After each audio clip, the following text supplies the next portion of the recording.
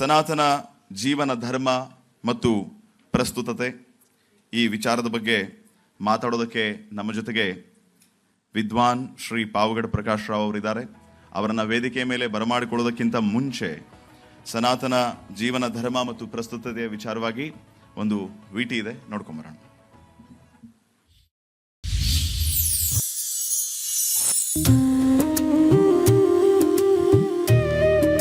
ಸನಾತನ ಸದಾ ನೂತನ, ಯಾವುದು ಆದಿ ಅಂತ್ಯ ಇಲ್ಲದ್ದು, ಯಾವುದು ಕಾಲಾತೀತವೋ ಅದೇ ಸನಾತನ. ಹಿಂದೆ, ಇಂದು ಮತ್ತು ಎಂದೆಂದೂ ಸಲ್ಲುವ ವಿಚಾರಧಾರೆಯೇ ಸನಾತನ. ಶಾಶ್ವತ್ವದ ಜೊತೆಗೆ ಅನುಕ್ಷಣವೂ ಹೊಸದಾಗಿ ಭಾಸವಾಗುವ ಭಾವ. ಹರಿಯುವ ನದಿ ಶಾಶ್ವತವಾದರೂ ನಮ್ಮ ಸ್ಪರ್ಶಕ್ಕೆ ಸಿಗುವ ನೀರು ನೂತನ. ಹಾಗೆಯೇ ಸನಾತನದ ಪರಂಪರೆ ಹಳೆಯದಾದರೂ ನಮಗೆ ನೀಡೋ ಅನುಭವ, ನಮ್ಮಲ್ಲಿ ಮೂಡೋ ಚೈತನ್ಯ ನಿತ್ಯ ನೂತನ. ಬೇರು ಹಳೆಯದಾದರೂ ಚಿಗುರು ಹೊಸತಲ್ಲವೇ ಎನ್ನುವಂತೆ ಸನಾತನ ಸಂಸ್ಕೃತಿಯ ಬಗ್ಗೆ ಅದೆಷ್ಟೇ ಚರ್ಚೆಗಳು ನಡೆದರೂ, ಮಂಥನಗಳಾದರೂ ಪ್ರತಿ ಬಾರಿಯೂ ಹೊಸದೊಂದು ಅಂಶ ಕಲಿಕೆಗೆ ಲಭ್ಯ. ಬನ್ನಿ, ಈ ವೇದಿಕೆ ಮೂಲಕ ಸದಾ ಸಲ್ಲುವ ಸನಾತನ ಸಂಸ್ಕೃತಿಯ ಬಗ್ಗೆ ಮತ್ತಷ್ಟು ತಿಳಿಯುವ ಪ್ರಯತ್ನ ಮಾಡೋಣ.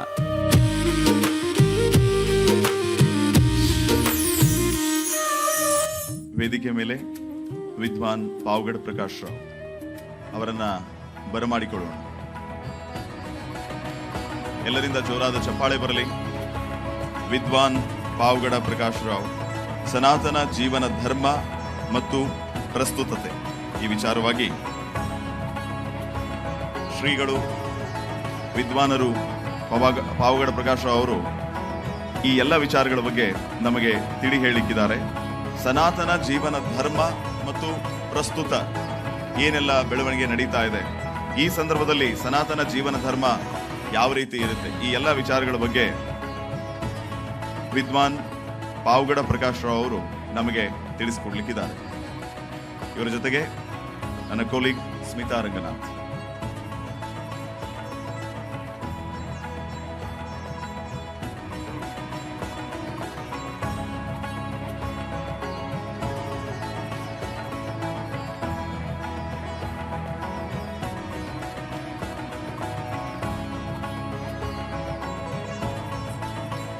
ಕೆಲವೇ ಕ್ಷಣಗಳಲ್ಲಿ ಸನಾತನ ಜೀವನ ಧರ್ಮ ಮತ್ತು ಪ್ರಸ್ತುತತೆ ಈ ವಿಚಾರದ ಬಗ್ಗೆ ವಿದ್ವಾನ್ ಪಾವಗಡ ಪ್ರಕಾಶ್ ರಾವ್ ಅವರು ಮಾತಾಡಲಿಕ್ಕಿದ್ದಾರೆ. ಈಗಾಗಲೇ ತಾವು ಗಮನಿಸ್ತಾ ಇದ್ದೀರಿ, ಸಂಸದರಾದ ಯದುವೀರ್ ಒಡೆಯರ್ ಅವರು ಯುವಜನ ಸನಾತನ ಅಸ್ಮಿತೆಯ ಬಗ್ಗೆ ಹೇಳಿದರು. ಹಾಗೇನೆ ಪೂಜ್ಯ ಶ್ರೀ ನಿರ್ಮಲಾನಂದನಾಥ ಸ್ವಾಮೀಜಿಯವರು ಆಧ್ಯಾತ್ಮ ಅನುಸಂಧಾನದ ಅನುಗ್ರಹ ಸಂದೇಶವನ್ನ ನೀಡಿದರು. ಈಗ ವೇದಿಕೆ ಸನಾತನ ಜೀವನ ಧರ್ಮ ಮತ್ತು ಪ್ರಸ್ತುತತೆಯ ವಿಚಾರದ ಚರ್ಚೆ. ಒಂದೇ ಒಂದು ಅಕ್ಷರವನ್ನ ಕಲಿಸಿದವರನ್ನ ಕೂಡ ಗುರು ಅಂತ ಕರೆಯುವ ಪರಂಪರೆ ನಮ್ದು. ಅಂಥದ್ರಲ್ಲಿ ನಮ್ಮ ಜೊತೆ ಕೂತಿರೋರು ಸಾಕ್ಷಾತ್ ವಿದ್ವಾನ್. ಅಂದರೆ ಆಧ್ಯಾತ್ಮದ ಬಗ್ಗೆ, ಸನಾತನ ಸಂಸ್ಕೃತಿಯ ಬಗ್ಗೆ ದೊಡ್ಡದೊಂದು ಸಾಗರವೇ ನಮ್ಮ ಮುಂದೆ ಕೂತಿದೆ. ಅದನ್ನು ಬೊಗಸೆಯಲ್ಲಿ ಹಿಡಿಯೋ ಪ್ರಯತ್ನವನ್ನು ಬಹುಶಃ ಈ ವೇದಿಕೆಯಲ್ಲಿ ನಾವು ಮಾಡೋ ಪ್ರಯತ್ನ ಮಾಡ್ತಿದ್ದೀವಿ. ಗುರುಗಳೇ, ಇದು ಪ್ರಾಸ್ತಾವಿಕ ನುಡಿಗಳು, ಈ ಕಾರ್ಯಕ್ರಮದ ಮೊದಲ ಸೆಷನ್. ಹಾಗಾಗಿ ನಮ್ಮ ವ್ಯೂವರ್ಸ್, ನಮ್ಮ ವೀಕ್ಷಕರೇನಿದ್ದಾರೆ, ಸಾಕಷ್ಟು ಮಂದಿ ಜೆನ್ಜಿ, ಈಗಿನ ತಲೆಮಾರಿನ ಮಕ್ಕಳಿದ್ದಾರೆ. ಹೀಗಾಗಿ ನಾನೊಂದಷ್ಟು ಬೇಸಿಕ್ ಮೂಲಭೂತ ಪ್ರಶ್ನೆಗಳಿಗೆ ಉತ್ತರವನ್ನು ಕಂಡುಕೊಳ್ಳೋ ಪ್ರಯತ್ನ ಮಾಡ್ತೀನಿ. ಆಧ್ಯಾತ್ಮ ಅಂತ ಹೆಸರು ಕೊಟ್ಟಿದ್ದೀವಿ, ಇದರಲ್ಲೇ ಆದಿ ಇದೆ, ಆತ್ಮ ಇದೆ. ಆದಿ ಅಂದ್ರೇನು, ಆತ್ಮ ಅಂದ್ರೇನು, ಜೊತೆಗೆ ಅಧಿ ಅನ್ನೋ ಪದ ಕೂಡ ಪದೇ ಪದೇ ನಾವು ಬಳಕೆ ಮಾಡ್ತೀವಿ. ಇದು ಮೂರರ ವಿವರಣೆ ಕೊಡ್ಬೋದಾ?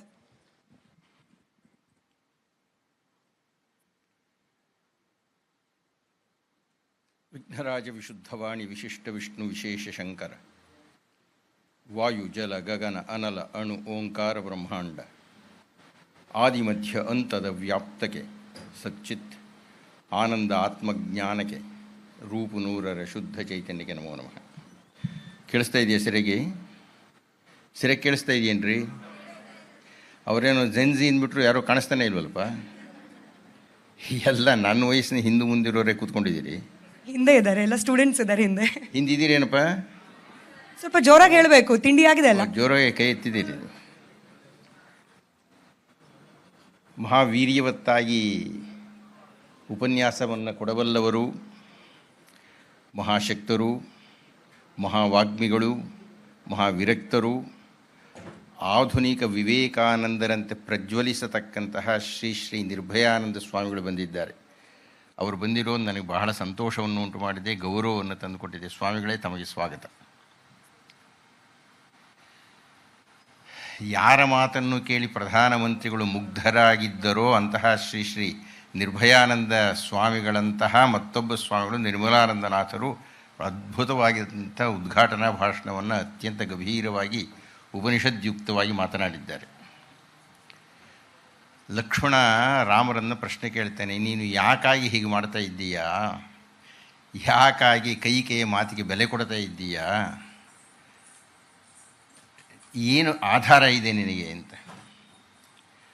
ಅದಕ್ಕೆ ಶ್ರೀರಾಮರು ಹೇಳ್ತಾರೆ, ಲೋಕೋ ಹಿ ಪರಮೋ ಧರ್ಮ ಧರ್ಮೇ ಸತ್ಯಂ ಪ್ರತಿಷ್ಠಿತಂ ಧರ್ಮ ಸಂಶ್ರಿತಮೇ ತಚ್ಚ. ನೋಡಯ್ಯ, ಲೋಕೋ ಹಿ ಪರಮೋ ಧರ್ಮ, ಈ ಇಡೀ ಲೋಕದಲ್ಲಿ ಅತ್ಯಂತ ಪ್ರಧಾನವಾದ್ದು ಶ್ರೇಷ್ಠವಾದದ್ದು ಧರ್ಮ. ಆ ಧರ್ಮದ ಮೇಲೆ ಧರ್ಮೇ ಸತ್ಯಂ ಪ್ರತಿಷ್ಠಿತಂ, ಆ ಧರ್ಮದಲ್ಲಿ ಸತ್ಯ ಅನ್ನುವುದು ನಿಂತಿದೆ. ಆ ಸತ್ಯವೇ ನಮ್ಮನ್ನು ಕಾಯ್ತಕ್ಕಂಥದ್ದು ಅನ್ನುವುದು ರಾಮರ ಮತ. ಆ ಶ್ರೀರಾಮರ ಮತವನ್ನು ಮತ್ತೊಮ್ಮೆ ಅತ್ಯಂತ ಸ್ಪಷ್ಟವಾಗಿ ಹೇಳಿದವರು ಯದುವೀರರು ಅವರ ತಮ್ಮ ಮಾತುಗಳಲ್ಲಿ. ಹೀಗಾಗಿ ಯದುವೀರರನ್ನು ಧರ್ಮ ಪ್ರಜ್ಞೆಗಾಗಿ ಅಭಿನಂದಿಸುತ್ತಾ ಇಂದಿನ ಸಂವಾದವನ್ನು ಆರಂಭ ಮಾಡೋಣ. ನಾನು ಆಕೆಯನ್ನು ಕೇಳಿದೆ, ಏನಮ್ಮ ನಿಮ್ಮ ಹೆಸರು ಅಂದರೆ? ಸ್ಮಿತಾ ಅವರನ್ನು ಕೇಳಿದೆ, ನಮ್ಮ ಅವಧಿ ಎಷ್ಟು ಅಂತ. ಅವರು 20 ನಿಮಿಷ ಅಂದರು. ನಾವು 1.5 ಗಂಟೆ ಉಪನ್ಯಾಸ ಕೊಡೋರು ಯಾವಾಗಲೂ. ನೀವು 20 ನಿಮಿಷದಲ್ಲಿ ನಾವು ಏನು ಮಾತಾಡ್ತೀವಿ, ಕನಿಷ್ಠ 40 ನಿಮಿಷ ಆದರೂ ಸ್ವಾಮಿಗಳಿಗೆ ಕೊಡಿ, ಇಲ್ದಿರೋರು ಏನೂ ಹೇಳೋಕ್ಕಾಗದೇ ಇಲ್ಲ. ಇರಲಿ, ನಾನು ಅದಕ್ಕೆ ಹೇಳಿದೆ, ಸಾಗರ ತಾವು ಅದನ್ನು ಬೊಗಸೇಲಿ ಹಿಡಿಯೋ ಪ್ರಯತ್ನ ನಾವು ಮಾಡ್ತಿದ್ದೀವಿ ಅಷ್ಟೇ. ಬೊಗಸೇಲಲ್ಲಮ್ಮ, ಅವನು ತೊಟ್ಟು ಹೇಳೋಕ್ಕಾಗಲ್ಲ. ಇರಲಿ, ಏನೋ ಕರೆದಿದ್ದೀರಿ, ನಾನು ಬಂದಿದ್ದೀನಿ. ಅಧ್ಯಾತ್ಮ ಅನುಸಂಧಾನ ಅನ್ನತಕ್ಕಂಥ ಪದವೇ ತುಂಬ ರೋಮಾಂಚಕಾರಿಯಾಗಿರ್ತಕ್ಕಂಥದ್ದು. ಅದು ಪ್ರಾರಂಭದ ಅವಧಿಯ ಮಾತುಗಳಾದ್ದರಿಂದ ನೀವು ಕೇಳಿರ್ತಕ್ಕಂಥ ಪ್ರಶ್ನೆಯೂ ಸೂಕ್ತವಾಗಿದೆ.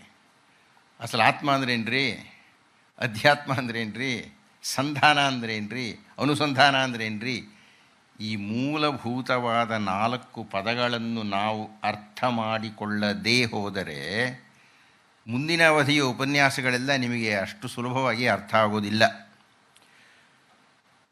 ಅದರಲ್ಲಿಯೂ ಶ್ರೀ ಶ್ರೀ ನಿರ್ಮಲಾನಂದನಾಥ ಸ್ವಾಮಿಗಳು ಮಾತಾಡ್ತಾ ಹೇಳಿದರು, ಅನುಸಂಧಾನವನ್ನು ಕುರಿತು ಪ್ರಕಾಶ್ ರಾಯರು ಮಾತಾಡ್ತಾರೆ ಅಂತ ಹೇಳ್ಬಿಟ್ರು. ಹೀಗಾಗಿ ನಾನು ಅದನ್ನು ಬೇರೆ ಮಾತಾಡಬೇಕಾಗಿದೆ ಕೊನೆಯಲ್ಲಿ, ಅನುಸಂಧಾನ ಅಂದರೆ ಏನು ಮಾಡಬೇಕಾಗಿದೆ ಅಂತ.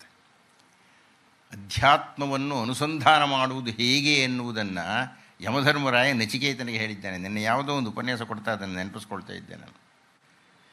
ಹೀಗಾಗಿ ಇಂದಿನ ನೀವು ಕೇಳಲಿ ಬಿಡಲಿ, ಕೊನೆ 2 ನಿಮಿಷ ಇದ್ದಾಗ ಯಮಧರ್ಮರಾಯನ ಮಾತಾಡಿ ಅಂತ ಹೇಳ್ಬಿಡಿ, ಅನುಸಂಧಾನವನ್ನು ಹೇಳಿಬಿಡ್ತೀನಿ ನಾನು. ಈಗ ಮೊಟ್ಟ ಮೊದಲನೇದು ಅಧ್ಯಾತ್ಮ. ಆತ್ಮ ಅಂದರೆ ಏನಪ್ಪ? ಅಧಿಯಾತ್ಮ ನೋಡುವ. ಆತ್ಮ ಅಂದರೆ ಏನು? ಐತಿರೇಯ ಉಪನಿಷತ್ತಿನಲ್ಲಿ ಕತರಹಾಸ ಆತ್ಮ, ಆತ್ಮ ಅಂದರೆ ಏನಯ್ಯ ಅಂತ ಇತರ ಅನ್ನತಕ್ಕಂಥ ಒಬ್ಬ ಋಷಿ ಪ್ರಶ್ನೆಯನ್ನು ಕೇಳಿಕೊಂಡು ಈ ಉತ್ತರವನ್ನು ಹೇಳ್ತಾನೆ. ಏನವಾ ರೂಪಂ ಪಶ್ಯತಿ, ಏನವಾ ಶಬ್ದಂ ಶೃಣೋತಿ, ಏನವಾ ಗಂಧಾನ್ ಆಜಿಘ್ರತಿ, ಏನವಾ ವಾಚಂ ವ್ಯಾಕರೋತಿ, ಏನವಾ ಸ್ವಾದೂಚ ಅಸ್ವಾದೂಚ ವಿನಾನಾತಿ ಅಂತ ಹೇಳ್ತಾನಂತ. ಇದು ಸ್ವಲ್ಪ ಅರ್ಥ ಮಾಡಿಕೊಳ್ಳಬೇಕು. ಪ್ರಾರಂಭದ ಭಾಳ ಗಂಭೀರವಾಗಿ ತಪಸ್ವಿಗಳಾಗಿ ಅಧ್ಯಯನ ಮಾಡಬೇಕು. ತಾವು ಅನುಸಂಧಾನ ಮಾಡ್ತಾ ಇದ್ದೀರಿ. ನಾವು ಏನವಾ ರೂಪಂ ಪಶ್ಯತಿ, ಒಂದು ಆಕಾರವನ್ನು, ರೂಪವನ್ನು, ಸೌಂದರ್ಯವನ್ನು, ಏನನ್ನೋ ನಾವು ಪಶ್ಯತಿ ನೋಡ್ತೀವಿ, ರೂಪವನ್ನು ನೋಡುತ್ತೇವೆ, ಶಬ್ದವನ್ನು ಕೇಳುತ್ತೇವೆ, ಸುಗಂಧವನ್ನು ದುರ್ಗಂಧವನ್ನು ಮೂಗಿನ ಮೂಲಕ ಆಘ್ರಾಣಿಸುತ್ತೇವೆ, ನಾಲಿಗೆಯ ಮೂಲಕ ಮಾತನಾಡುತ್ತೇವೆ. ಇದೆಲ್ಲ ಮೇಲ್ನೋಟಕ್ಕೆ ಸತ್ಯ, ಆದರೆ ಇದೆಲ್ಲ ಭ್ರಮೆ. ಇದು ಸತ್ಯವಲ್ಲ. ಅಂದರೆ ಕಣ್ಣು ನೋಡುತ್ತಿದೆ ಅಂತ ಹೇಳಿದರೂ ಕಣ್ಣು ನೋಡೋದಿಲ್ಲ. ಯಾರಿಗೆ ಮಾತಾಡ್ತಾ ಇರೋದು? ನಾನು ಮಾತಾಡ್ತಾ ಇದ್ದೀನಿ. ಯಾರು ನೀವು ಸದ್ದು ಮಾಡಿದರೆ ನಾನು ಮಾತಾಡಲ್ಲ. ನಾನು ಹೇಳ್ತಾ ಮಾತನ್ನು ಕೇಳಿಸ್ಕೊಳ್ಳೋಣ. ಅನುಸಂಧಾನ ಅಂತ ಮಾತಾಡ್ತಾ ಇದ್ದೇವೆ, ಗಂಭೀರವಾಗಿರ್ತಕ್ಕಂಥ ಸಭೆ. ದಯವಿಟ್ಟು ಸದ್ದು ಮಾಡಬೇಡಿ, ದಯವಿಟ್ಟು ಕೇಳಿಸ್ಕೊಳ್ಳಿ. ಕರೆದಿದ್ದೀರಿ, ನಾನು ಮಾತಾಡೋದೆಲ್ಲ ನಂಗೆ ಗೊತ್ತಿದೆ, ನಿಮಗೆ ಗೊತ್ತಾಗಬೇಕು ಅಂತ ನಾನು ಮಾತಾಡ್ತಾ ಇದ್ದೀನಿ. ನೀವು ಮಾತಾಡಿದ್ರೆ ಹೇಗೆ? ಕಿವಿ ಕೇಳಿಸ್ಕೊಳ್ಳುತ್ತೆ, ಆದರೆ ಕಿವಿ ಕೇಳಿಸ್ಕೊಳ್ಳೋದಿಲ್ಲ. ನಮ್ಮ ಚರ್ಮ ಶಾಖವನ್ನೋ ತಂಪನ್ನೋ ಏನನ್ನೋ ಅನುಭವಿಸುತ್ತೆ, ಚರ್ಮ ಅನುಭವಿಸುವುದಿಲ್ಲ. ಏನವಾ ರೂಪಂ ಪಶ್ಯತಿ, ಕಣ್ಣು ನೋಡುತ್ತಿದ್ದರೂ ಕಣ್ಣು ನೋಡುವುದಿಲ್ಲ, ಕಣ್ಣಿನ ಹಿಂದಿನ ಮತ್ಯಾವುದೋ ನೋಡ್ತಾ ಇರ್ತದೆ. ದಾರಿಯಲ್ಲಿ ಹೋಗ್ತಾ ಇರ್ತೀವಿ ರೀ, ಮನೆಗೆ ಹೋದ ಮೇಲೆ ನಮ್ಮ ಸ್ನೇಹಿತ ದೂರವಾಣಿ ಮಾಡ್ತಾನೆ, ಏನಯ್ಯ ಮಾತೇ ಆಡಿಸ್ಲಿಲ್ಲ ನೋಡ್ತಾ ಇದ್ರು ಅಂತ. ನನ್ನ ಕಣ್ಣು ನೋಡುತ್ತಿದೆ ಆದರೆ ಕಾಣಿಸುತ್ತಿಲ್ಲ. ಯಾಕೆ ನನ್ನ ಕಣ್ಣು ಕಾಣುತ್ತಿಲ್ಲ ಅಂತ ಹೇಳಿದರೆ, ನನ್ನ ಮನಸ್ಸು ಗೈರು ಹಾಜರಾಗಿದೆ, ನಾನೇನೋ ಬೇರೆ ಯೋಚನೆ ಮಾಡ್ತಾ ಇದ್ದೇನೆ. ಕಣ್ಣು ಕಾಣಬೇಕಿದ್ದರೆ ಮನಸ್ಸು ಜಾಗೃತವಾಗಿರಬೇಕು. ಕಣ್ಣು ತೆರೆದು ನೋಡುವುದು ಬೇರೆ, ಕಣ್ಣು ಮುಚ್ಚಿ ಕಾಣುವುದು ಬೇರೆ. ಕಿವಿ ತೆರೆದು ಕೇಳುವುದು ಬೇರೆ, ಕಿವಿಯನ್ನು ಮುಚ್ಚಿ ಕೇಳುವುದು ಬೇರೆ. ಹೀಗಾಗಿ ದೃಶ್ಯ ಅನ್ನುವುದು ದಾಖಲಾಗಬೇಕಾಗಿದ್ದರೆ ಕಣ್ಣು ತೆರೆದಿರೋದು ಪ್ರಧಾನ ಅಲ್ಲ. ಕಣ್ಣಿನ ಹಿಂದೆ ಇರತಕ್ಕಂಥ ಒಂದು ಶಕ್ತಿ ಕಣ್ಣಿನ ಮೂಲಕ ನೋಡುತ್ತೆ. ಆ ಶಕ್ತಿ ಯಾವುದಯ್ಯ ಅಂದರೆ ಅದು ಮನಸ್ಸು. ರೂಪವನ್ನು ನೋಡುವುದಾಗಲಿ, ಗಂಧವನ್ನು ಆಘ್ರಾಣಿಸುವುದಾಗಲಿ, ಶಬ್ದವನ್ನು ಕೇಳುವುದಾಗಲಿ, ಸ್ಪರ್ಶಜ್ಞಾನವನ್ನು ಹೊಂದುವುದಾಗಲಿ, ಈ ಯಾವ ಇಂದ್ರಿಯಗಳೂ ಅಲ್ಲ, ಆ ಇಂದ್ರಿಯಗಳ ಹಿಂದಿರತಕ್ಕಂಥ ಮನಸ್ಸು. ಮನಸ್ಸು ಅನ್ನೋದು ನೆನಪುಗಳ ಒಂದು ಗುಡಾಣ. ಮನಸ್ಸು ಅನ್ನತಕ್ಕಂಥದ್ದು ಜ್ಞಾಪಕಗಳ ಒಂದು ಭಂಡಾರ. ಆ ನೆನಪುಗಳನ್ನೆಲ್ಲ ಕ್ರೋಢೀಕರಿಸಿ, ಚಿಂತಿಸಿ, ಯೋಚನೆ ಮಾಡಿ ನಿರ್ಣಯಗಳನ್ನು ಮಾಡತಕ್ಕಂಥದ್ದು ಬುದ್ಧಿ.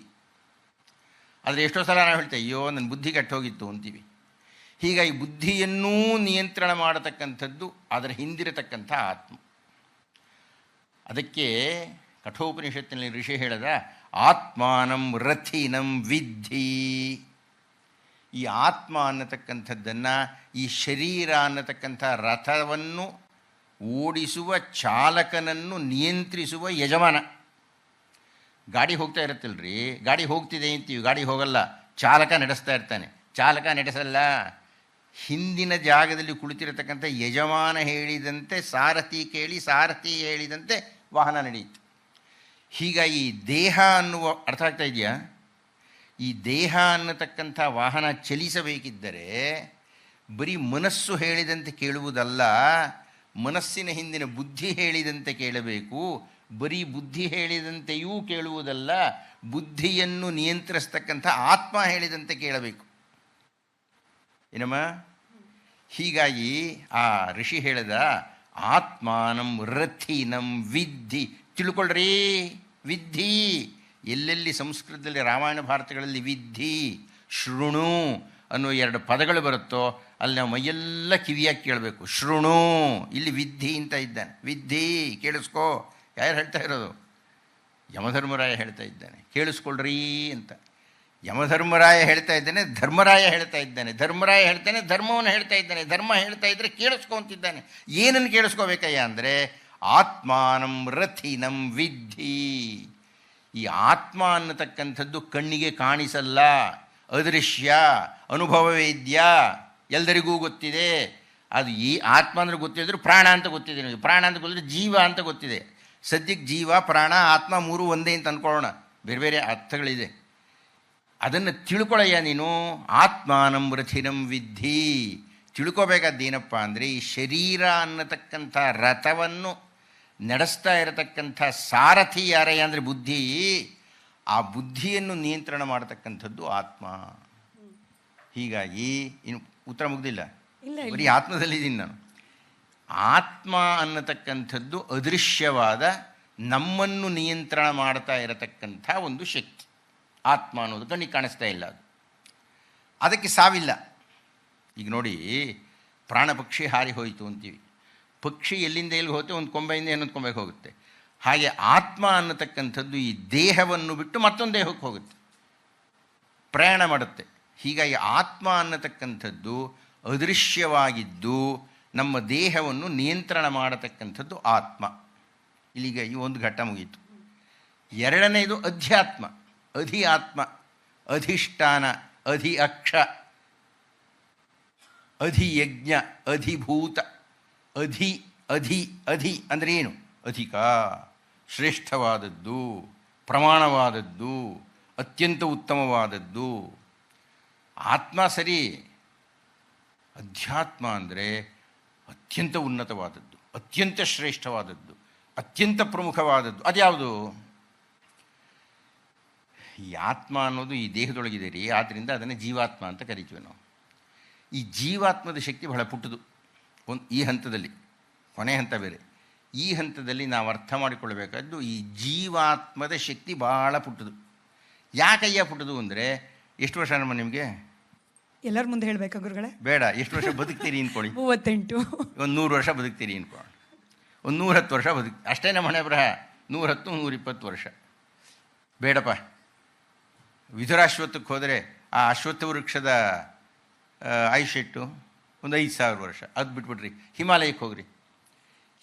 ಹಿಮವತ್ ಪರ್ವತದ ಆಯುಷ್ಯ ಎಷ್ಟು ರೀ?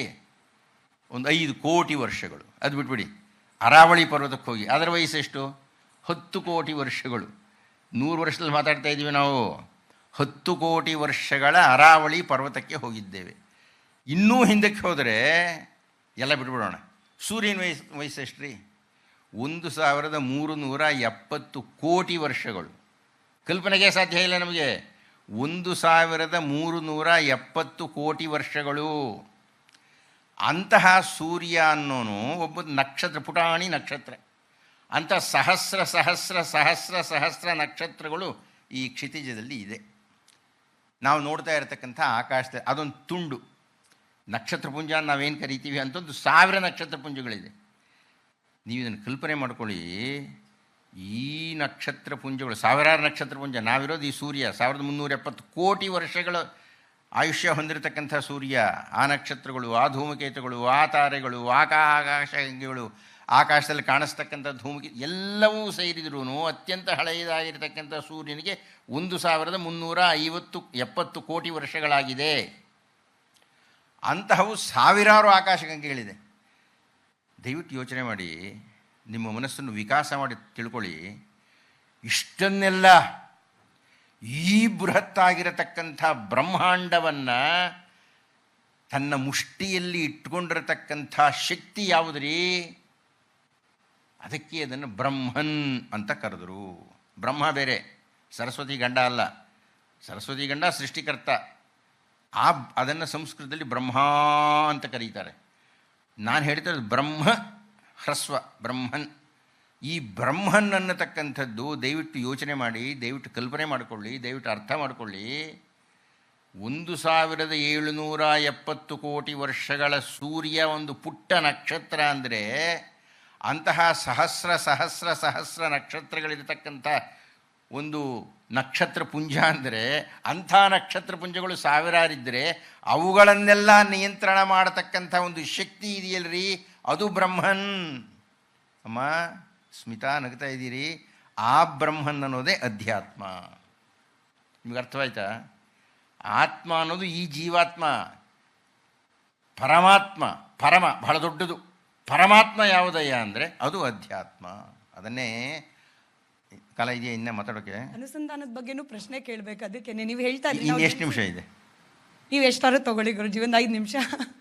ಇಲ್ಲ, ಅನುಸಂಧಾನದ ಬಗ್ಗೆ ಭಾಳ ಬುದ್ಧಿವಂತ ಹುಡುಗಿ ಅಂದರೆ ಎಷ್ಟಾದರೂ ತಗೊಳ್ಳಿ, ಆದ್ರೂ ಒಂದು 5 ನಿಮಿಷ. ಇಲ್ಲ, ನನ್ನ ಪ್ರಶ್ನೆ ನಾವು ಜನ್ಸಿನೇ ಮತ್ತೆ ಕೇಳ್ತಾ ಇದ್ದೀನಿ. ನೀವು ಹೇಳಿದ್ರಿ ಮನಸ್ಸಿನ ಹಿಂದೆ ನಿಯಂತ್ರಣಕ್ಕೆ ನಿಂತಿರುವ ಆತ್ಮ. ಬಟ್ ಈಗಿನ ಮಕ್ಕಳು ಅಥವಾ ನಮ್ಮನ್ನು ಇನ್ಕ್ಲೂಡ್ ಮಾಡ್ಕೊಂಡು ಇಲ್ಲಿ ಕೂತಿರ್ತೀವಿ, 10 ಕಡೆ ತಲೆ ಓಡ್ತಿರುತ್ತೆ. ಈ ಅನುಸಂಧಾನ ಮಾಡೋದು ಹೇಗೆ? ಮನಸ್ಸು, ನಮ್ಮ ಆಲೋಚನೆ, ನಮ್ಮ ಆತ್ಮ ಎಲ್ಲದನ್ನು ಅಲೈನ್ ಮಾಡೋದು ಹೇಗೆ ಅಂತ ಹೇಳಿ ಬಹುಶಃ ಪ್ರಸ್ತುತತೆ ಬಗ್ಗೆ ಕೂಡ ಅದೇ ಮಾತಾಗ ಮುಗಿದೋಗ್ಬಿಡುತ್ತಲ್ಲ ಕಾಲ. ಮಾತಾಡೋದಕ್ಕೆ ಭಾಳ ಇದೆ. ಆದರೆ ಸ್ಮಿತಾ ಅಸ್ಮಿತಳಾಗಿ ನನ್ನನ್ನು 5 ನಿಮಿಷ ಕಟ್ಟಾಕ್ತಾ ಇದ್ದಾರೆ. ಇರಲಿ, 5 ನಿಮಿಷದಲ್ಲಿ ಹೇಗೆ ಹೇಳೋದು, ಹೇಳೇ ಬಿಡೋಣ. ಹೌದು, ಅತ್ಯಂತ ಚಂಚಲವಾಗಿರತಕ್ಕಂಥ ಮನಸ್ಸು. ಚಂಚಲಂ ಹಿ ಮನಃ ಕೃಷ್ಣ ಪ್ರಮಾಥೋ ಬಲವದೃಢಂ ಅಂತಾನೆ ಅರ್ಜುನ. ಅಯ್ಯ ಕೃಷ್ಣ, ನೀನೇನು ಉಪದೇಶ ಕೊಡ್ತಾ ಇದೆಯಾ, ನನಗೆ ಅರ್ಥನೇ ಆಗ್ತಾ ಇಲ್ಲ. ಯಾಕಪ್ಪ ಅಂದರೆ ಚಂಚಲ. ಅಮ್ಮ ಜನ್ಸಿ ಅವೆಲ್ಲ ಇಲ್ಲ. ಕೋಟಿ ವರ್ಷ ಹಿಂದೂ ನಮ್ಮ ಮನಸ್ಸು ಇಷ್ಟೇ, ಇನ್ನು 25 ಕೋಟಿ ವರ್ಷ ಹೋದರೂ ನಮ್ಮ ಮನಸ್ಸು ಇಷ್ಟೇ. ಹಳೆಯದು ಹೊಸದು ಜನ್ಸಿ ಅವೆಲ್ಲ ಇಲ್ಲ. ಮನಸ್ಸೇ. ಎಷ್ಟು ಕೋಟಿ ವರ್ಷಗಳ ಹಿಂದಾಗಲಿ ಮುಂದಾಗಲಿ ಇಷ್ಟೇ ಮನಸ್ಸು. ಆ ಮನಸ್ಸು ಚಂಚಲ. ಚಂಚಲಂ ಹಿ ಮನಃ ಕೃಷ್ಣ ಪ್ರಮಾಥಿ ಬಲವತ್ ದೃಢಂ. ದಂಗೆ ಹೇಳ್ತಾ ಇದೆ, ದೃಢವಾಗಿದೆ. ನನ್ನ ಮನಸ್ಸು ಕೇಂದ್ರೀಕರಣ ಮಾಡೋಕ್ಕಾಗ್ತಾ ಇಲ್ಲ, ಏನು ಮಾಡೋಣ? ಕೃಷ್ಣ ಬಹಳ ದೊಡ್ಡ ಉಪಾಧ್ಯಾಯ, ಮಹಾನ್ ಗುರು. ಆತ ಹೇಳ್ದ, ಅಭ್ಯಾಸೇನತು ಕೌಂತೇಯ, ನೋಡಯ್ಯ, ನೀನು ಏನೇ ಆಗಲ್ಲ ನಮ್ಮ ಯುವಕರಿಗೆ ಕೇಂದ್ರೀಕರಣ ಮಾಡೋಕ್ಕಾಗೋದಿಲ್ಲ, ಮನಸ್ಸು ಚಂಚಲವಾಗಿದೆ ಅಂತ ನೀವು ಹೇಳಿ. ಅಭ್ಯಾಸೇನತು ಕೌಂತೇಯ ವೈರಾಗ್ಯೇಣ ಚ ಗೃಹ್ಯತೆ. ವೈರಾಗ್ಯ ಅಂದರೆ ಸ್ವಾಮಿಗಳಿಗೆ ಮಾತ್ರ ಅಲ್ಲ, ನಮಗೂ ವೈರಾಗ್ಯವೆ, ನಿಮಗೂ ವೈರಾಗ್ಯವೆ. ವಿರಾಗ, ರಾಗ ಅಂದರೆ ಆಸೆಗಳಿಗೆ ವಿಮುಖವಾಗಿರೋದು ಅಂತಂತ. ನೀವು ಅನುಸಂಧಾನ ಮಾಡೋಕ್ಕೆ ಕೂತ್ಕೊಂಡಷ್ಟು ಕಾಲವಾದರೂ ವಿರಾಗಿಗಳಾಗಿರಿ ಅಂತ, ಅಂದರೆ ಬೇರೆ ಕಡೆ ಮನಸ್ಸು ಹೋಗದೇ ಇರಲಿ ಅಂತಂತ. ಜೊತೆಗೆ ಅಭ್ಯಾಸೇನತು ಕೌಂತೇಯ, ಸ್ವಾಮಿಗಳು ಮಾತಾಡ್ತಾ ಭಾಳ ಚೆನ್ನಾಗಿ ಹೇಳಿದ್ರು ಪತಂಜಲಿಯ ಮಾತನ್ನು. ಸತು ದೀರ್ಘಕಾಲ ನೈರಂತರ್ಯ ಸತ್ಕಾರ ಸೇವಿತೋ ದೃಢಭೂಮಿ. ನೀವು ಅನುಸಂಧಾನ ಮಾಡಬೇಕಾದ್ರೆ ಈ ಲಕ್ಷಣಗಳಿರಬೇಕು. ದೀರ್ಘಕಾಲ, ಇವತ್ತು ಕೂತ್ಕೊಂಡು ಅನುಸಂಧಾನ ಮಾಡಿ ನಾಳೆ ನಂಗೆ ಗೊತ್ತಾಗ್ಬಿಡುತ್ತೆ ಅಂದರೆ ಆಗಲ್ಲ. ಇವತ್ತು ಮಾಡಿ ನಾಳೆ ರಜಾ ತಗೊಂಡು ನಾಡದ್ದು ಮಾಡ್ತೀನಿ ಅಂದರೆ ಆಗಲ್ಲ. ವರ್ಷಗಳು ತಪನ ಮಾಡಬೇಕು. ಸತು ದೀರ್ಘಕಾಲ ನೈರಂತರ್ಯ, ಸತತವಾಗಿ ಮಾಡಬೇಕು, ಮಧ್ಯದಲ್ಲಿಲ್ಲ ಅದಕ್ಕೇನು ಅಡಚಣೆ. ಸತ್ಕಾರೋ, ಬಲವಂತದಿಂದ ಮಾಡೋಕ್ಕಾಗೋದಿಲ್ಲ, ಇಷ್ಟಪಟ್ಟು ಮಾಡಬೇಕು, ಸತ್ಕರಿಸಬೇಕು. ಸೇವೆ ಮಾಡಬೇಕ್ರಿ, ನೀವು ಅದಕ್ಕೆ ದಾಸರಾಗಿ ಬಿಡಬೇಕು. ಅದಕ್ಕಾಗಿ ನೀವು ನಿಮ್ಮನ್ನು ತೆತ್ತುಕೊಳ್ಳಬೇಕು. ಸತ್ಕಾರ ಸೇವಿತೋ ದೃಢಭೂಮಿ, ಆಗ ನಿಮ್ಮ ಮನಸ್ಸು ದೃಢವಾಗುತ್ತದೆ. ದೃಢವಾದಾಗ ಏನು ಮಾಡಬೇಕು? ಅನುಸಂಧಾನ ಹೇಗೆ ಮಾಡಬೇಕು? 100 ದಾರಿ ಇದೆ. ಆ 100 ದಾರಿಗಳಲ್ಲಿ ಒಂದೇ ಒಂದು ಪುಟ್ಟ ದಾರಿಯನ್ನು ಅತ್ಯಂತ ಪ್ರಾಚೀನವಾದ ಕಠೋಪನಿಷತ್ತಿನ ಯಮಧರ್ಮರಾಯನ ಉಪದೇಶವನ್ನು ಹೇಳಿ ನಾನು ಬಾಯಿ ಮುಚ್ಕೊಳ್ತೀನಿ. ಇಲ್ಲದೆ ನೀವು ಬಾಯಿ ಮುಚ್ಚಿಸ್ತೀರಿ. ಪ್ರಯತ್ನ ಮಾಡ್ತೀನಿ ಅಷ್ಟೇ. ಬಾಯಿ ಮುಚ್ಚೋಕ. ನಚಿಕೇತ ಪ್ರಶ್ನೆ ಕೇಳಿದ್ದಾನೆ. ಅದು ಭಾಳ ದೊಡ್ಡ ಕಥೆ, ಭಾಳ ಕಾಲ ಬೇಕಾದೆಲ್ಲ ಹೇಳೋದಕ್ಕೆ. ನಚಿಕೇತ ಪ್ರಶ್ನೆ ಕೇಳಿದ್ದಾನೆ, ಆತ್ಮದ ಬಗ್ಗೆ ಪ್ರಶ್ನೆ ಕೇಳಿದ್ದಾನೆ, ಆತ್ಮಾನುಸಂಧಾನದ ಬಗ್ಗೆ ಪ್ರಶ್ನೆ ಕೇಳಿದ್ದಾನೆ. ಅದಕ್ಕೆ ಯಮಧರ್ಮರಾಯ ಹೇಳಿದ, ನಾನು ಭಾಳ ಸಂಗ್ರಹವಾಗಿ ಒಂದು ಉಪದೇಶ ಕೊಡ್ತೀನಪ್ಪ. ಸರ್ವೇ ವೇದಾಯತ್ ಪದಮಾಮನಂತಿ ತಪಾಂಸಿ ಸರ್ವಾಣಿ ಚ ಯದ್ವದಂತಿ ಯದಿಚ್ಛಂತೋ ಬ್ರಹ್ಮಚರ್ಯಂ ಚರಂತಿ ತತ್ತೇ ಪದಂ ಸಂಗ್ರಹೇಣ ಬ್ರವೀಮಿ. ಯಮಧರ್ಮರಾಯನ ಮಾತು ದಯವಿಟ್ಟು ಗಮನ ಇಟ್ಟು ಎರಡೂ ಕಿವಿಗಳನ್ನು ತೆಗೆದು ಕೇಳಿಸ್ಕೋಬೇಕು. ಯಾಕೆಂದರೆ ಅದು ಧರ್ಮರಾಯ ಮಾಡುವ ಧರ್ಮೋಪದೇಶ. ನೀವು ಅನುಸಂಧಾನ ಮಾಡಬೇಕಾಗಿದ್ದರೆ ಏನು ಮಾಡಬೇಕು ಅಂದರೆ ಪ್ರಾರಂಭದ ಹಂತಗಳನ್ನು ಹೇಳಿದ್ದಾಯಿತು. ನೀವು ಅದ್ರ ಬಗ್ಗೆ ಹೆಚ್ಚು ಆಸಕ್ತಿ ಇದ್ದರೆ ಭಗವದ್ಗೀತೆಯ 6ನೇ ಅಧ್ಯಾಯವನ್ನು ನೀವು ಅಧ್ಯಯನ ಮಾಡಬೇಕು. ಅದರ ಹೆಸರೇ ಆತ್ಮಾನುಸಂಧಾನ ಯೋಗ ಅಂತಂತ. ಅದರೊಳಗೆ ಶ್ರೀಕೃಷ್ಣ ಅತ್ಯಂತ ವಿವರಣೆಯನ್ನು ಕೊಟ್ಟಿದ್ದಾನೆ, ಯಾವ ರೀತಿ ನೀವು ಮಾಡಬೇಕು ಅಂತಂತ. ಹ್ಯಾಕೆ ಕೂತ್ಕೋಬೇಕು, ಯಾವ ಸ್ಥಿತಿ ಇರಬೇಕು, ಯಾವ ಮನಸ್ಥಿತಿ ಎಲ್ಲಿ ನೀವು ಮಾಡೋಕ್ಕೆ ಇತ್ಯಾದಿಗಳನ್ನು ಕೃಷ್ಣ ಭಾಳ ಹೇಳಿದೆ. ಅಮ್ಮ ನಾನೊಂದು 10-15 ಗಂಟೆ ಕೊಡಿ, ಆಮೇಲೆ ನಾನು ಅದನ್ನು ಹೇಳ್ತೀನಿ ಭಗವದ್ಗೀತೆ ಬಗ್ಗೆ. ಈಗ ನೀವು ಕುಳಿತುಕೊಂಡ ಮೇಲೆ ಅನುಸಂಧಾನವನ್ನು ಏನು ಮಾಡಬೇಕು? ಯಮಧರ್ಮರಾಯ ಹೇಳ್ತಾನೆ, ಹಲವಾರು ಉಪದೇಶಗಳಿಗಿಂತ ನನಗೆ ಅತ್ಯಂತ ಪ್ರಿಯವಾದ ಉಪದೇಶ ಸನ್ಯಾಸಿಗಳಿಗೆ ಮಹಾ ಉಪದೇಶ ಅದು. ಸರ್ವೇ ವೇದಾಯತ್ ಪದಮಾಮನಂತಿ. ಎಲ್ಲ ವೇದಗಳು ಯಾವ ಪದವಿಗಾಗಿ, ಎಲ್ಲ ವೇದಗಳು ಯಾವ ಗುರಿಯ ಕಡೆಗೆ ಹೋಗಬೇಕು ಅಂತ ಇದೆಯೋ, ತಪಾಂಸಿ ಸರ್ವಾಣಿ ಚ ಯದ್ವದಂತಿ. ತಪಸ್ಸನ್ನು ಯಾಕೆ ಮಾಡ್ತಾ ಇದ್ದೀರಿ ನೀವು? ತಪಸ್ಸನ್ನು ಮಾಡುವುದಕ್ಕೆ ಕಾರಣ ಏನ್ರಿ ಅಂತ ಏನನ್ನು ಹೇಳುತ್ತಿದ್ದಾರೋ, ಬ್ರಹ್ಮಚರ್ಯವನ್ನು ಏಕೆ ಮಾಡುತ್ತೀರಿ, ಅದ್ರ ಬಗ್ಗೆ ನಾನು ವಿವರಣೆ ಕೊಡಬೇಕು. ಬ್ರಹ್ಮಚರ್ಯ ಅಂದರೆ ಅರ್ಥವೇನು ಅಂದರೆ ಅವಿವಾಹಿತರು ಅಂತಲೋ ಸನ್ಯಾಸಿಗಳು ಅಂತಲೋ ಅಲ್ಲ. ಬ್ರಹ್ಮಚಾರಿ ಅಂದರೆ ಬ್ರಹ್ಮದಲ್ಲಿ ಚರಿಸುವವರು ಅಂತ. ಚರಿಸುವವರು ಚಲಿಸುವವರು, ಅದರೊಳಗೆ ಹೋಗೋರು, ಗಮಿಸುವವರು. ಈಗ ನೀವು ಬ್ರಹ್ಮಚಾರಿಣಿ ಆಗಿದ್ದೀರಿ, ನಾನು ಬ್ರಹ್ಮಚಾರಿಯಾಗಿದ್ದೇನೆ, ನೀವೆಲ್ಲರೂ ಬ್ರಹ್ಮಚಾರಿಗಳಾಗಿದ್ದೀರಿ. ಏಕೆ? ನಾವು ಬ್ರಹ್ಮನ ಬಗ್ಗೆ ಚಿಂತನೆ ಮಾಡ್ತಾ ಇದ್ದೇವೆ. ಯದಿಚ್ಛಂತೋ ಬ್ರಹ್ಮಚರ್ಯಂ ಚರಂತಿ. ಯಾವ ಕಾರಣದಿಂದಾಗಿ ನೀವು ಬ್ರಹ್ಮಚರ್ಯದಲ್ಲಿ ಇರುತ್ತೀರೋ ಸಂಗ್ರಹೇಣ ಬ್ರವೀಮಿ, ಈ ಮೂರೂ ಫಲಿತಗಳಿಗೆ ಸಂಬಂಧವಾಗಿರತಕ್ಕಂಥದ್ದನ್ನು ಸಂಗ್ರಹೇಣ, ಅತ್ಯಂತ ಸಂಗ್ರಹವಾಗಿ ನಿನಗೆ ಹೇಳ್ತಾ ಇದ್ದೀನಯ್ಯ ಅಂತ ನಚಿಕೇತನಿಗೆ ಹೇಳ್ತೆ. ಸಂಗ್ರಹವಾಗಿ ಏನು ಹೇಳ್ತಾ ಇದ್ದಾನೆ? ನಾನು ಏನು ಹೇಳ್ತಾ ಇದ್ದೀನಿ ಅಂದರೆ, ಏತದ್ಯೇವ ಅಕ್ಷರಂ ಬ್ರಹ್ಮ, ಏತದ್ಯೇವ ಅಕ್ಷರಂ ಪರಂ, ಏತದ್ಯೇವ ಅಕ್ಷರಂ ಜ್ಞಾತ್ವಾ ಯೋ ಯದಿಚ್ಛಸಿ ತಸ್ಯ ತತ್. ನೀವು ಏನು ಅಂದ್ಕೊಂಡದಾಗ್ಬಿಡ್ತೀರಿ. ದುಡ್ಡು ಬೇಕಾಗಿದೆಯಾ? ಆಗುತ್ತೆ. ಒಳ್ಳೆ ಹುಡುಗಿ ಬೇಕಾಗಿದೆಯಾ? ಒಳ್ಳೆ ಹುಡುಗ ಬೇಕಾಗಿದ್ದಾನ? ಸಿಗುತ್ತೆ. ಒಳ್ಳೆ ಪದವಿ ಬೇಕಾಗಿದೆಯಾ? ಸಿಗುತ್ತೆ.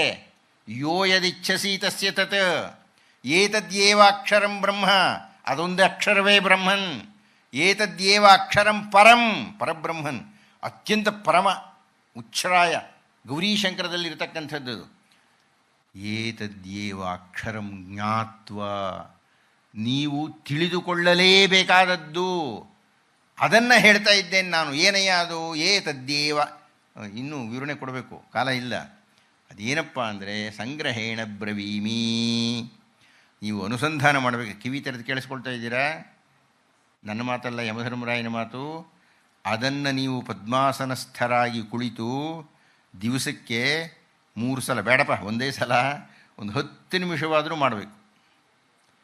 ಆ 10 ನಿಮಿಷ 30 ನಿಮಿಷದ ತನಕ ವಿಸ್ತರಿಸಬೇಕು. ನಿಮ್ಮ ಮದುವೆ ಆಗಿದೆಯಾ? ಆಗಿದೆ, ಮಗನೂ ಇದ್ದಾನೆ. ಎರಡನೇ ಮಗ ಬೇಕಾ? ಸದ್ಯಕ್ಕೆ ಸಾಕು. ಸಾಕು.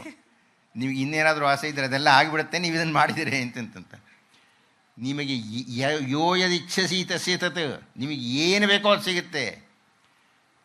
ಏನಪ್ಪ ಅಂದರೆ, ಸಂಗ್ರಹೇಣ ಬ್ರವೀಮಿ. ಈ ಹಾವಾಡಿಗರು ಆ ಬುಟ್ಟಿ ತೆಗೋಕ್ಕೆ ಮುಂಚೆ ಎಲ್ಲ ಹತ್ರಕ್ಕೆ ಬನ್ನಿ, ನೋಡಿ ನೋಡಿ ಅಂತ ನಾನು ನಿಮ್ಮನ್ನು ಕರೀತಾ ಇದ್ದೀನಿ. ನೋಡಿ, ಕೇಳಿಸ್ಕೊಳ್ಳಿ. ಸಂಗ್ರಹೇಣ ಬ್ರವೀಮಿ, ನಾನು ಅತ್ಯಂತ ಸಂಗ್ರಹವಾಗಿ ನಿಮಗೆ ಹೇಳ್ತಾ ಇದ್ದೇನೆ. ಏನಯ್ಯ ನಾನು ಹೇಳ್ತಾ ಇದ್ದೀನಿ? ಸಂಗ್ರಹೇಣ ಬ್ರವೀಮಿ. ಓಂ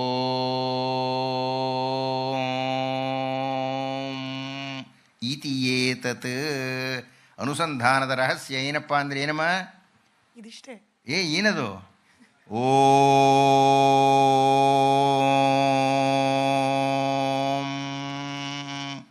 ಓಂ ಅಂದರೆ ಏನದು? ಪ್ರಣವ. ಪ್ರಣವ ಅಂದರೆ ಏನು? ಪ್ರಣವ ಅಂದರೆ ಏನು? ಓಂಕಾರ. ಓಂಕಾರ ಅಂದರೆ ಇಡೀ ಪ್ರಪಂಚ, ಇಡೀ ಜಗತ್ತು, ಇಡೀ ಅಸ್ತಿತ್ವ. ಓಂ ಅಂದರೆ ಪ್ರಣವ ಅಂದೆ. ಪ್ರಣವ ಅಂದರೆ ಏನಿದ್ರು ಓಂ ಅಂತ ಇದ್ದಾರೆ. ಪ್ರಣವ ಅಂದರೆ ಕೇಳಿಸ್ಕೊಂಬಿಡಿ. ಇನ್ನೆಷ್ಟು ನಿಮಿಷ ಇದೆ? ಮುಗಿದೋಯ್ತಾ ಕಾಲ? ಅಷ್ಟು ಹೇಳಿಬಿಡಿ ಅಂತಾರೆ. ಅಂದರೆ ಪ್ರಣವ ಮಾತ್ರ ಹೇಳಿ ಸಾಕು. ಪ್ರಣವ ಅನ್ನುವ ಪದದಲ್ಲಿ 2 ಪದ ಇದೆ. ಒಂದು ಪ್ರಾಣ, ಇನ್ನೊಂದು ವಸತಿ. ಪ್ರಾಣಗಳು ವಾಸ ಮಾಡುವ ಜಾಗ ಅದು. ಯಾವುದದು? ಪ್ರಣವ. ಪ್ರಣವ ಅಂದರೆ ಏನಮ್ಮ? ಪ್ರಾಣ ವಾಸಿಸುವ ಜಾಗ. ಏನದು? ಹೇಳ್ಬಿಡಿ. ಓ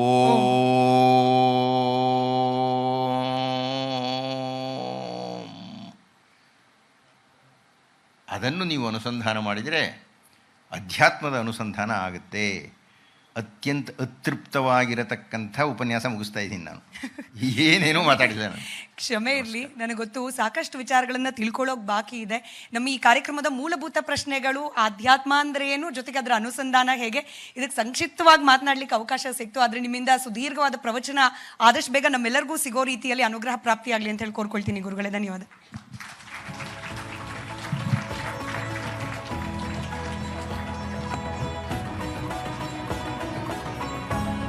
ಹಲೋ. ವಿದ್ವಾನ್ ಪಾವಗಡ್ ಪ್ರಕಾಶ್ ರಾವ್ ಇಷ್ಟೊತ್ತಿನವರೆಗೂ ಸನಾತನ ಜೀವನ ಧರ್ಮ ಮತ್ತು ಪ್ರಸ್ತುತಿಯ ವಿಚಾರವಾಗಿ ತಿಳಿಸಿಕೊಟ್ರು. ಅನಂತ ಧನ್ಯವಾದಗಳು. ಇವರಿಗೆ ಗೌರವ ಸಮರ್ಪಣೆ. ವೇದಿಕೆಯ ಮೇಲೆ Shrimati Vijayakala Sudhakar, proprietor AD6 advertising, ಇವರು ಬರಬೇಕು, ಗೌರವ ಸಮರ್ಪಣೆಯನ್ನು ನೀಡಬೇಕು ಅಂತ ಕೇಳ್ಕೊಳ್ತಾ ಇದ್ದೀನಿ. ಜೋರಾದ ಚಪ್ಪಾಳೆ ಬರಲಿ.